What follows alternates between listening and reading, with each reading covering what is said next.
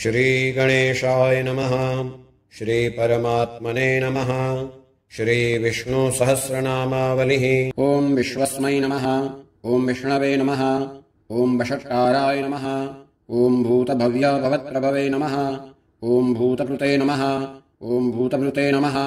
ॐ भावाय नमः। ॐ भूतात्मने नमः। ॐ भूतभावनाय नमः। ॐ पूतात्मने नमः।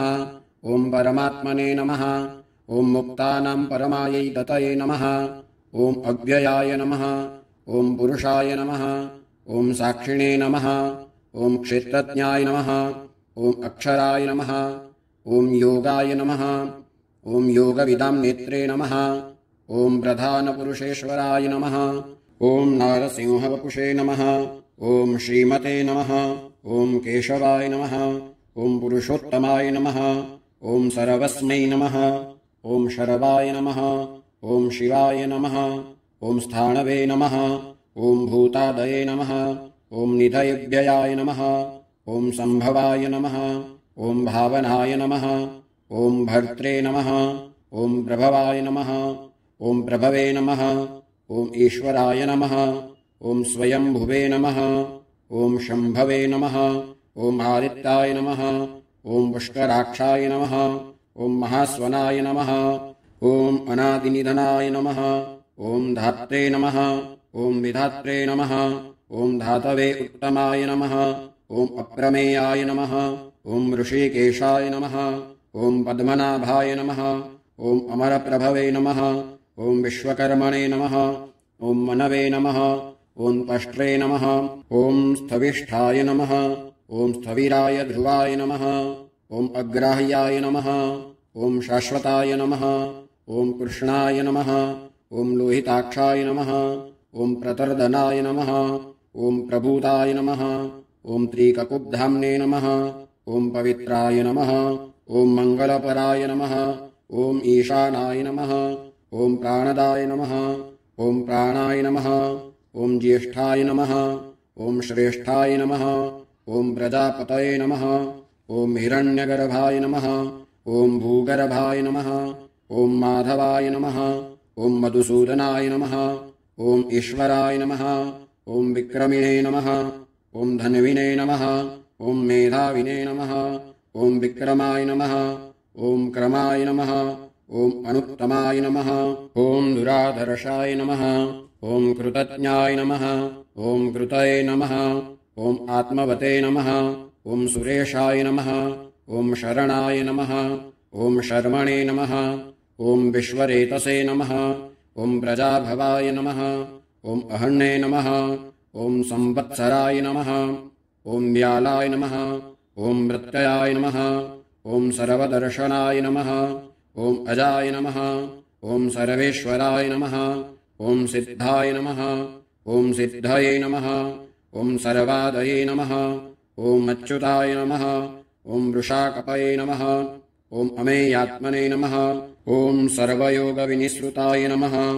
ॐ वसवे नमः। ॐ वसुमनसे नमः। ॐ सत्याय नमः। ॐ समात्मने नमः। ॐ असंमिताय नमः। ॐ समाय नमः। ॐ अमोघाय नमः। ॐ पुण्डरीकाक्षाय नमः। ॐ वृषकर्मणे नमः। ॐ वृषाकृतये नमः। ॐ रुद्राय नमः। ॐ बहुशिरसे नमः। ॐ बभ्रवे नमः। ॐ विश्वयोनये नमः। ॐ शुचिश्रवसे नमः। ॐ अमृताय नमः। ॐ शाश्वतस्थाणवे नमः। ॐ वरारूहाय नमः। ॐ महातपसे नमः। ॐ सर्वगाय नमः। ॐ सर्वविद्भानवे नमः। ॐ विश्वक्सेनाय नमः। ॐ जनार्दनाय नमः। ॐ वेदाय नमः। ॐ वेदविदे नमः। ॐ अभ्यङ्गाय नमः। ॐ वेदाङ्गाय नमः। ॐ वेदविदे नमः। ॐ कवये नमः। ॐ लोकाध्यक्षाय नमः। ॐ सुराध्यक्षाय नमः। ॐ धर्माध्यक्षाय नमः। ॐ कृताकृताय नमः। ॐ चतुरात्मने नमः। ॐ चतुर्व्यूहाय नमः। ॐ चतुर्दंष्ट्राय नमः। ॐ चतुर्भुजाय नमः। ॐ राजिष्णवे नमः। ॐ भोजनाय नमः। ॐ भोक्त्रे नमः। ॐ सहिष्णवे नमः। ॐ जगदादिजाय नमः। ॐ अनघाय नमः। ॐ विजयाय नमः। ॐ जेत्रे नमः ॐ विश्वयोनये नमः ॐ पुनर्वसवे नमः ॐ उपेन्द्राय नमः ॐ वामनाय नमः ॐ प्रांशवे नमः ॐ अमोघाय नमः ॐ शुचये नमः ॐ ऊर्जिताय नमः ॐ अतीन्द्रियाय नमः ॐ संग्रहाय नमः ॐ सर्गाय नमः ॐ धृतात्मने नमः ॐ नियमाय नमः ॐ यमाय नमः ॐ वेद्याय नमः ॐ वैद्याय नमः ॐ सदा योगिने नमः ॐ वीरकने नमः ॐ माधवाय नमः ॐ मधवे नमः ॐ अतीन्द्रियाय नमः ॐ महामायाय नमः ॐ महोत्साहाय नमः ॐ महाबलाय नमः ॐ महाबुद्धये नमः ॐ महावीर्याय नमः ॐ महाशक्तये नमः ॐ महाद्युतये नमः ॐ अनिर्देश्यवपुषे नमः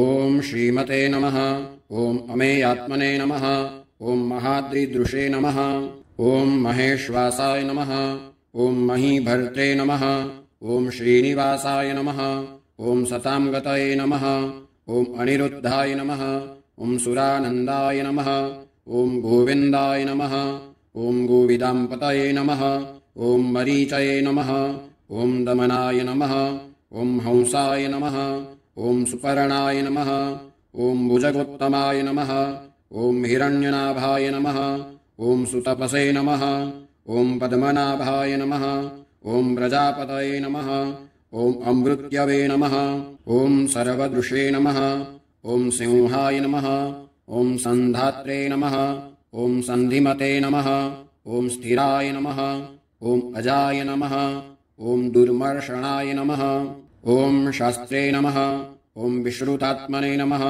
ॐ सुरारिघ्ने नमः ॐ गुरवे नमः ॐ गुरुतमाय नमः ॐ धाम्ने नमः ॐ सत्याय नमः ॐ सत्यपराक्रमाय नमः ॐ निमिषाय नमः ॐ अनिमिषाय नमः ॐ स्रग्विणे नमः ॐ वाचस्पतये उदारधिये नमः ॐ अग्रण्ये नमः ॐ ग्रामण्ये नमः ॐ श्रीमते नमः ॐ न्यायाय नमः ॐ नेत्रे नमः ॐ समीरणाय नमः ॐ सहस्रमूर्धने नमः ॐ विश्वात्मने नमः ॐ सहस्राक्षाय नमः ॐ सहस्रपदे नमः ॐ आवर्तनाय नमः ॐ निवृत्तात्मने नमः ॐ संवृताय नमः ॐ सम्भ्रमर्दनाय नमः ॐ अहसंवर्तकाय नमः ॐ बहन्नये नमः ॐ अनिलाय नमः ॐ धरणीधराय नमः ॐ सुप्रसादाय नमः ॐ प्रसन्नात्मने नमः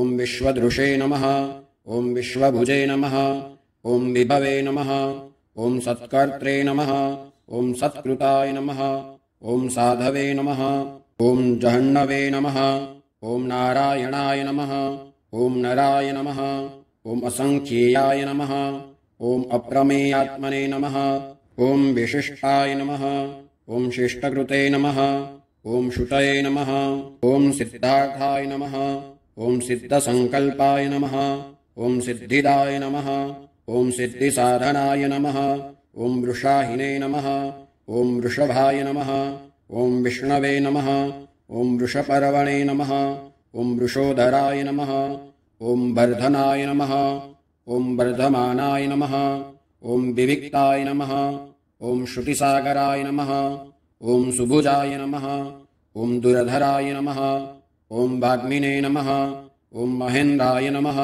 ॐ वसुदाय नमः ॐ वसवे नमः ॐ नैकरूपाय नमः ॐ बृहद्रूपाय नमः ॐ शिपिविष्टाय नमः ॐ प्रकाशनाय नमः ॐ ओजस्तेजोद्युतिधराय नमः ॐ प्रकाशात्मने नमः ॐ प्रतापनाय नमः ॐ रुद्धाय नमः ॐ स्पष्टाक्षराय नमः ॐ मन्त्राय नमः ॐ चन्द्रांशवे नमः ॐ भास्करद्युतये नमः ॐ अमृतांशुद्भवाय नमः ॐ भानवे नमः ॐ शशबिन्दवे नमः ॐ सुरेश्वराय नमः ॐ औषधाय नमः ॐ जगतः सेतवे नमः ॐ सत्यधर्मपराक्रमाय नमः ॐ भूतभव्यभवन्नाथाय नमः ॐ पवनाय नमः ॐ पावनाय नमः ॐ अनलाय नमः ॐ कामघ्ने नमः ॐ कामकृते नमः ॐ कान्ताय नमः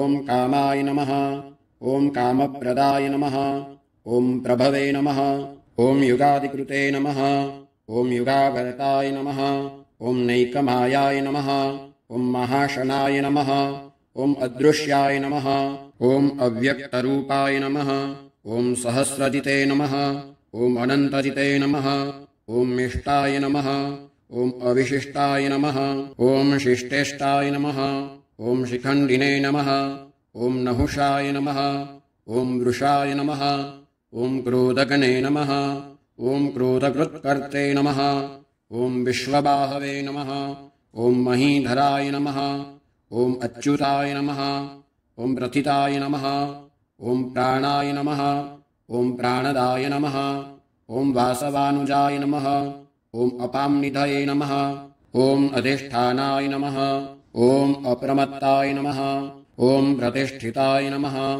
ॐ स्कन्दाय नमः ॐ स्कन्दधराय नमः ॐ धुर्याय नमः ॐ वरदाय नमः ॐ वायुवाहनाय नमः ॐ वासुदेवाय नमः ॐ बृहद्दानवे नमः ॐ आदिदेवाय नमः ॐ पुरन्दराय नमः ॐ अशोकाय नमः ॐ तारणाय नमः ॐ ताराय नमः ॐ शूराय नमः ॐ शौरये नमः ॐ जनेश्वराय नमः ॐ अनुकूलाय नमः ॐ शताभरताय नमः ॐ पद्मिने नमः ॐ पद्मनिवेक्षणाय नमः ॐ पद्मनाभाय नमः ॐ अरविन्दाक्षाय नमः ॐ पद्मगर्भाय नमः ॐ शरीरभृते नमः ॐ महर्धये नमः ॐ वृद्धाय नमः ॐ वृद्धात्मने नमः ॐ महाक्षाय नमः ॐ गरुडध्वजाय नमः ॐ अतुलाय नमः ॐ शरभाय नमः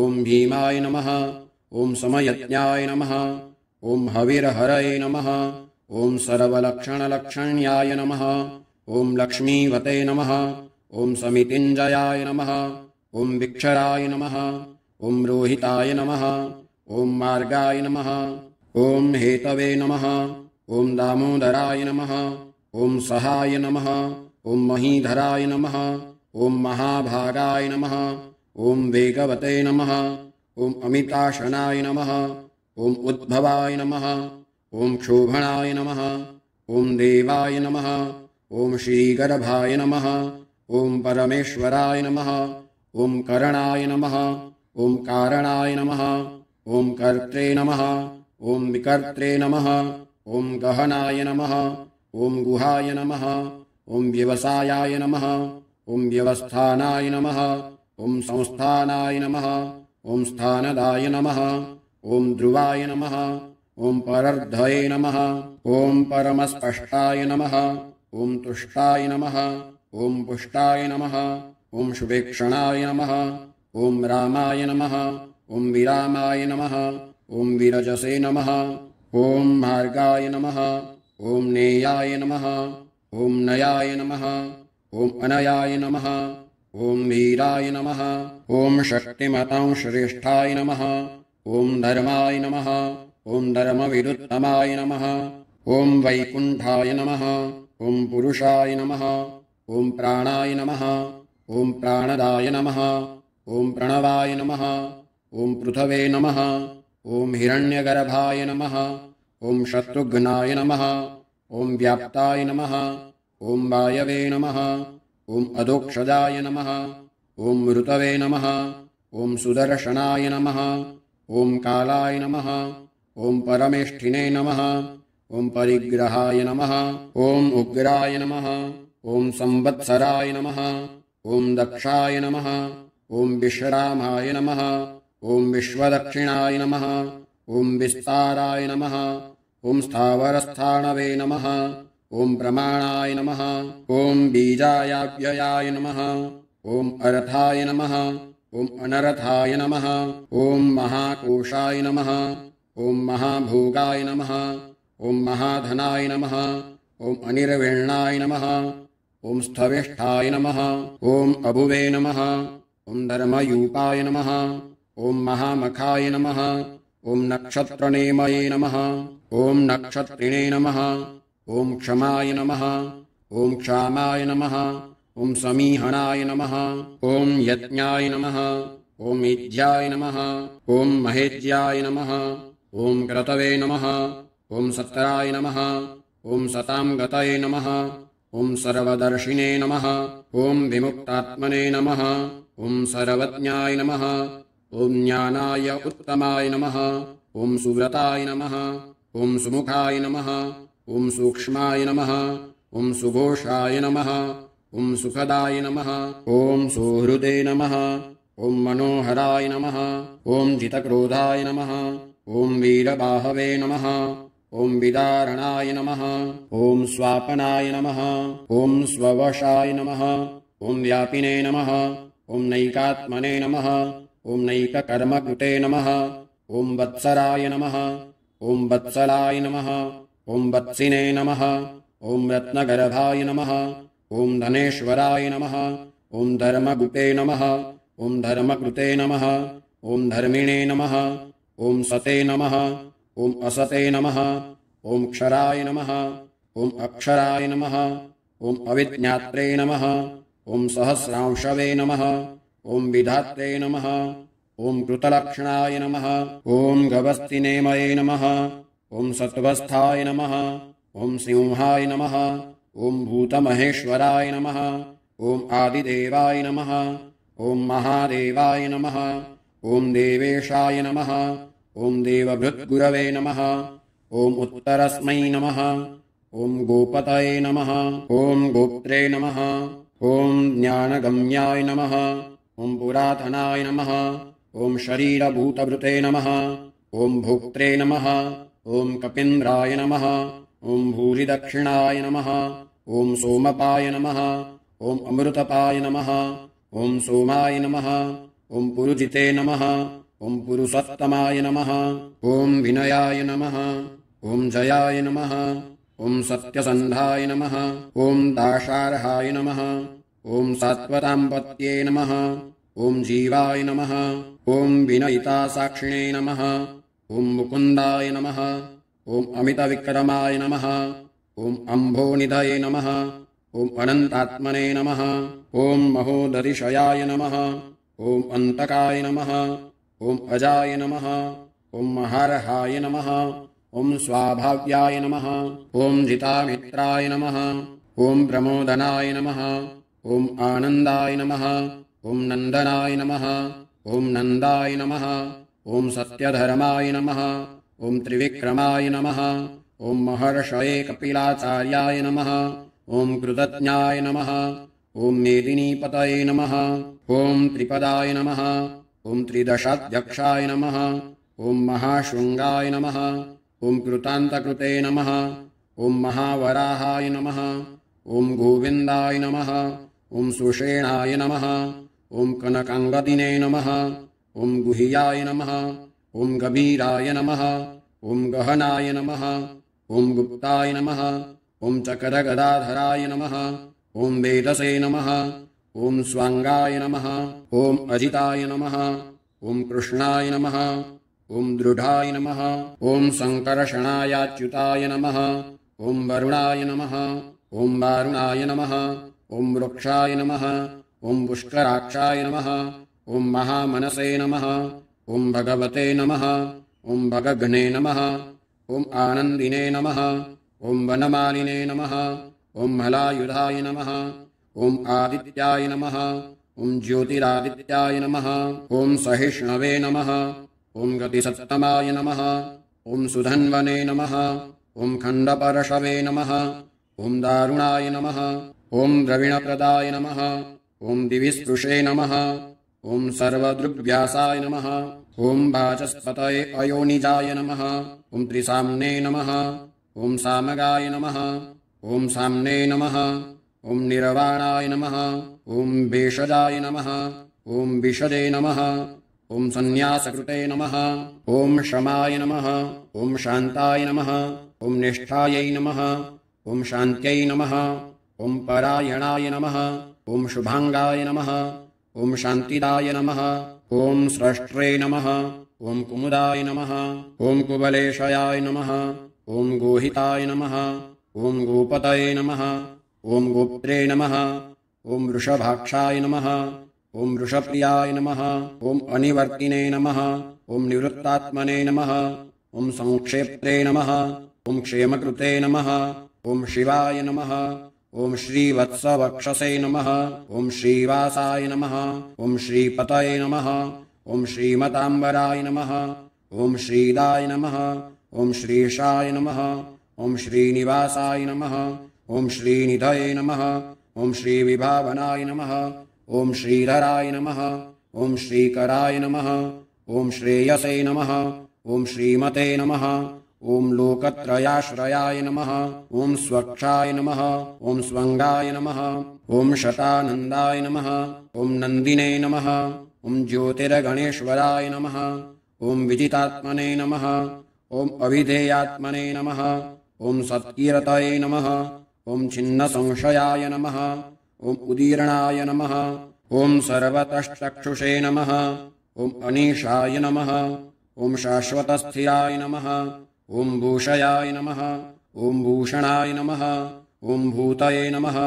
ॐ विशोकाय नमः ॐ शोकनाशनाय नमः ॐ मर्त्यश्मते नमः ॐ अर्तिताय नमः ॐ कुम्भाय नमः ॐ विशुद्धात्मने नमः ॐ विशोधनाय नमः ॐ अनिरुद्धाय नमः ॐ अप्रतिरथाय नमः ॐ प्रद्युम्नाय नमः ॐ अमितविक्रमाय नमः ॐ कालनेमिनिगणे नमः ॐ वीराय नमः ॐ शौरये नमः ॐ शूरजनेश्वराय नमः ॐ त्रिलोकात्मने नमः ॐ त्रिलोकेशाय नमः ॐ केशवाय नमः ॐ केशिघ्ने नमः ॐ हरये नमः ॐ कामदेवाय नमः ॐ कामपालाय नमः ॐ कामिने नमः ॐ कान्ताय नमः ॐ कृतागमाय नमः ॐ अनिर्देश्यवपुषे नमः ॐ विष्णवे नमः ॐ वीराय नमः ॐ अनन्ताय नमः ॐ धनञ्जयाय नमः ॐ ब्रह्मण्याय नमः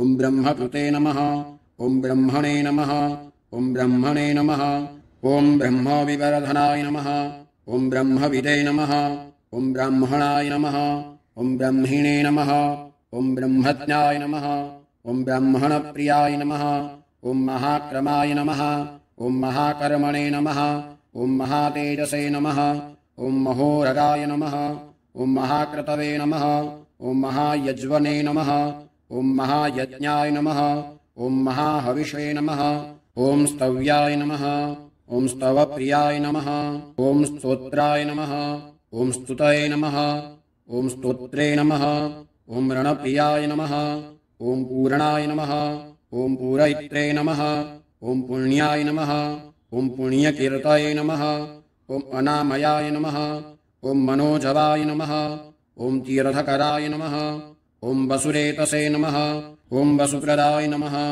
ॐ वसुप्रदाय नमः ॐ वासुदेवाय नमः ॐ वसवे नमः ॐ वसुमनसे नमः ॐ हविषे नमः ॐ सद्गतये नमः ॐ सत्कृतये नमः ॐ सत्तायै नमः ॐ सद्भूतये नमः ॐ सत्परायणाय नमः ॐ शूरसेनाय नमः ॐ यदुश्रेष्ठाय नमः ॐ सन्निवासाय नमः ॐ सुयामुनाय नमः ॐ भूतावासाय नमः ॐ वासुदेवाय नमः ॐ सर्वासुनिलयाय नमः ॐ अनलाय नमः ॐ दर्पघने नमः ॐ दर्पदाय नमः ॐ दृप्ताय नमः ॐ दुर्धराय नमः ॐ अपराजिताय नमः ॐ विश्वमूर्तये नमः ॐ महामूर्तये नमः ॐ दीप्तमूर्तये नमः ॐ अमूर्तिमते नमः ॐ अनेकमूर्तये नमः ॐ अव्यक्ताय नमः ॐ शतमूर्तये नमः ॐ शताननाय नमः ॐ एकस्मै नमः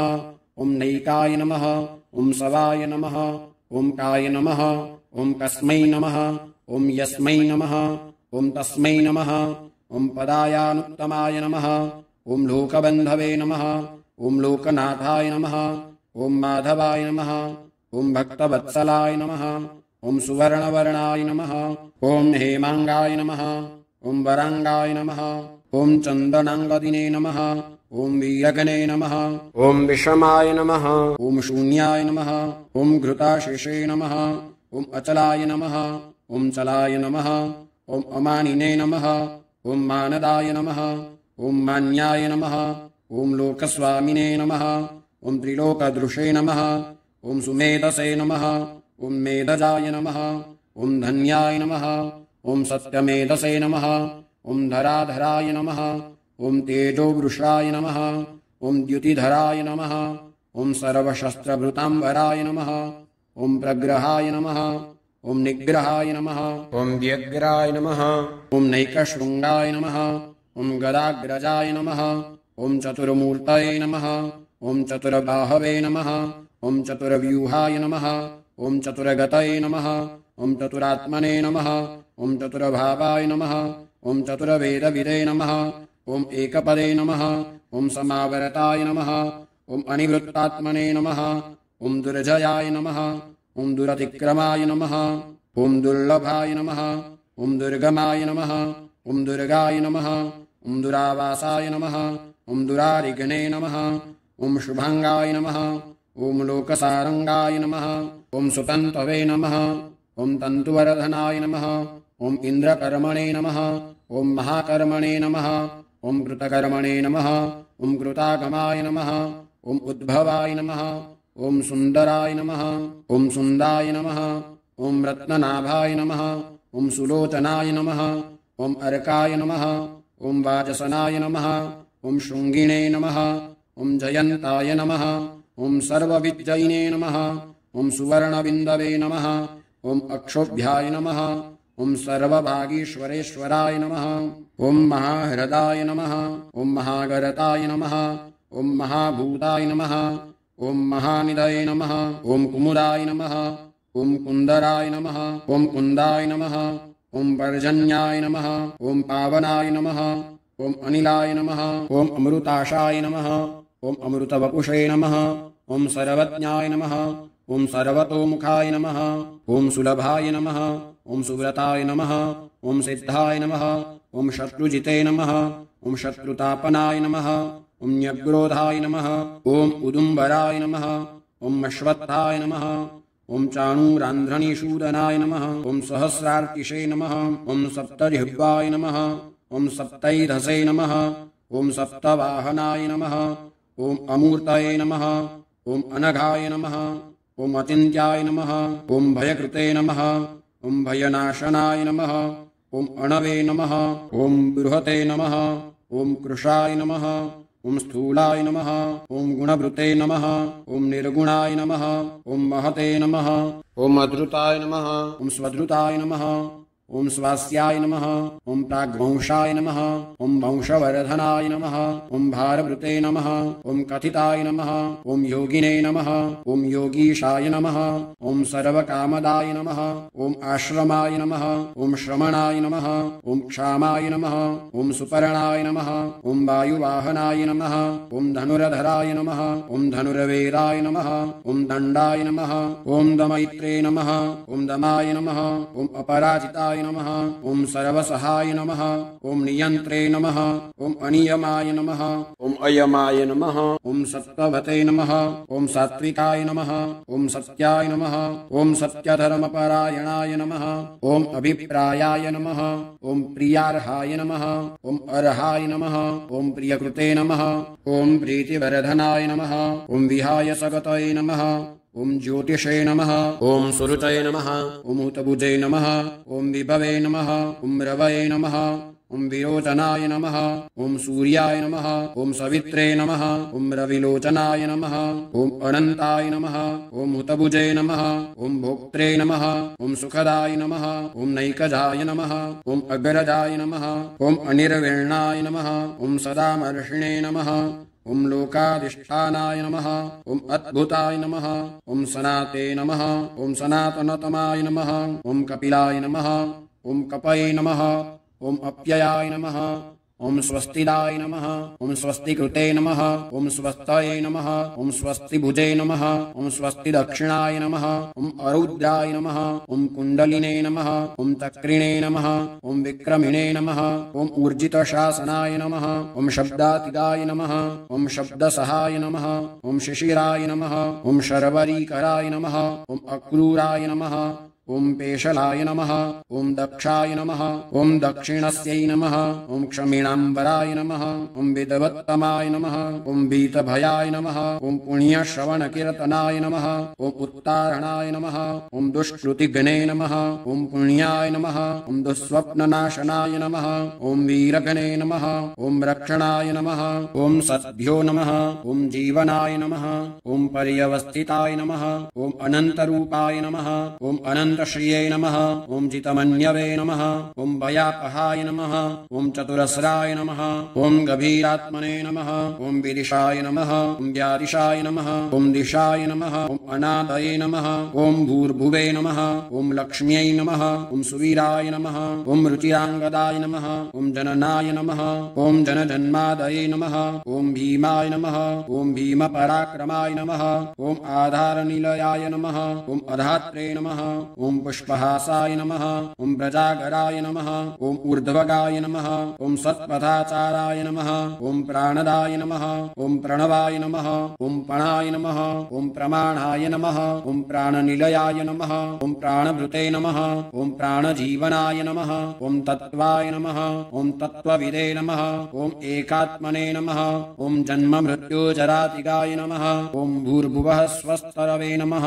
ॐ ताराय नमः ॐ सवित्रे नमः ॐ प्रपितामहाय नमः ॐ यज्ञाय नमः ॐ यज्ञपतये नमः ॐ यज्वने नमः ॐ यज्ञाङ्गाय नमः ॐ यज्ञवाहनाय नमः ॐ यज्ञभृते नमः ॐ यज्ञकृते नमः ॐ यज्ञिने नमः ॐ यज्ञभुजे नमः ॐ यज्ञसाधनाय नमः ॐ यज्ञान्तकृते नमः ॐ यज्ञगुह्याय नमः ॐ अन्नाय नमः ॐ अन्नादाय नमः ॐ आत्मयोनये नमः ॐ स्वयं जाताय नमः ॐ वैखानाय नमः ॐ सामगायनाय नमः ॐ देवकीनन्दनाय नमः ॐ स्रष्ट्रे नमः ॐ क्षितीशाय नमः ॐ पापनाशनाय नमः ॐ शङ्खभृते नमः ॐ नन्दकिने नमः ॐ चक्रिणे नमः ॐ शारङ्गधनवने नमः ॐ गदाधराय नमः ॐ रथाङ्गपाणये नमः ॐ अक्षोभ्याय नमः ॐ सर्वप्रहरणायुधाय नमः।